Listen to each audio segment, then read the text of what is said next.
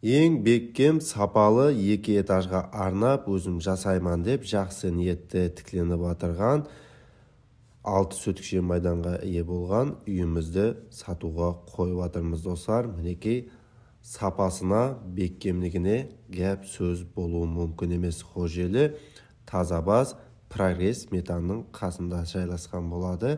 Апқаной жолға жақын. Мінекей көрсеңіз болады, подушкалар менен материалды аямай басқан үйлерімізден бірі.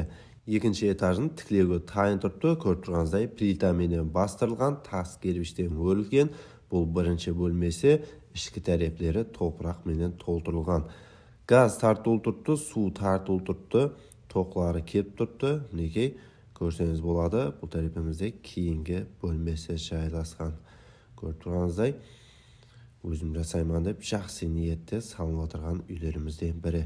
Бұл жерімізді тазалық бұны қылып істетіп алсаңыз болады достар. Мінекей кейінгі бөлмесі су келіп тұрған екен. Зор кәп сөз болуы мүмкін емес. Видео қазырақ бірден лайк басып, осындай 2 этажға арнап тікленіп отырған имарат сорап жүрген таныстарымызға жіберіп қоямыз. Осындай бөлмелер саны көп болады.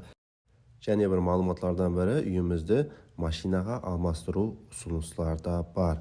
Қазайменен келіскен қалды әлбетте.